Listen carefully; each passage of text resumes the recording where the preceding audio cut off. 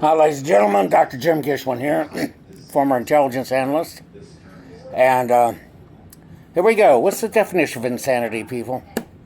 Doing the same thing over and over again, expecting a different result. Here we are. Ceasefire's over.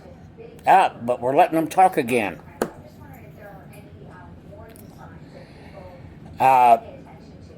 What can you say?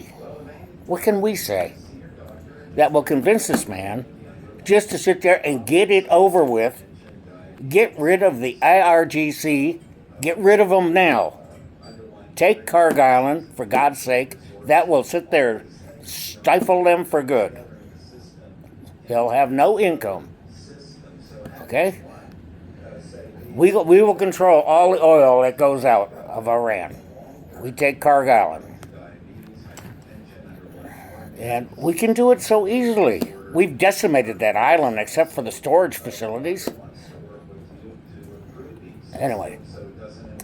And I'm getting a little fed up with hearing about the Mangione trial, the trial of the guy that did Charlie Kirk, the trial of this and the trial of that. You know, the judges just want to stretch things out. And quite frankly, I don't care. And about that guy up in Maine, the Nazi in Maine, I'm getting sick and tired of hearing about him. That's the Democrats' problem. I could care less. Okay? They've already dumped him. They pulled a Biden on him. That's what we're going to call that in the future when they do that, okay?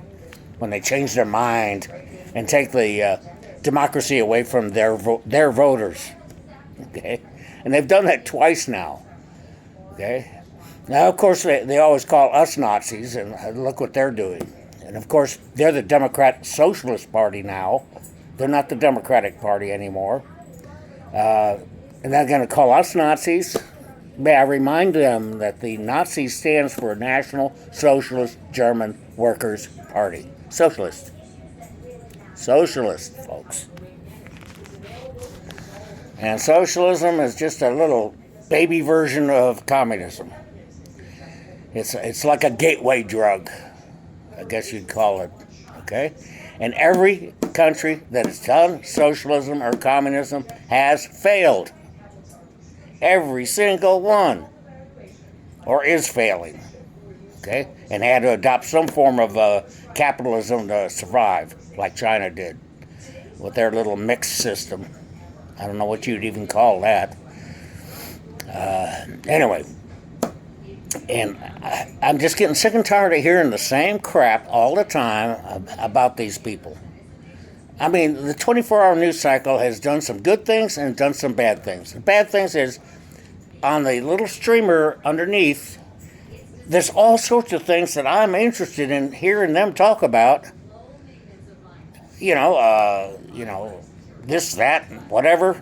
There's all sorts of little items down there. Of so-and-so was quoted as saying this. So-and-so was quoted as doing this. Or so-and-so's being charged with this. Okay? And it's stuff that I'm really interested in. Okay? And it's stuff you probably would be interested in too if they would sit there and bring it up in the news. Instead of sitting there running along with a little streamline ticker and then boring you to death with Mangione and the Kirk assassination thing and the communists running for office and the Nazi that ran for office that's been dumped. Okay? And now he's saying he's not dumped. Anyway, I'm not even going to spend time on those things.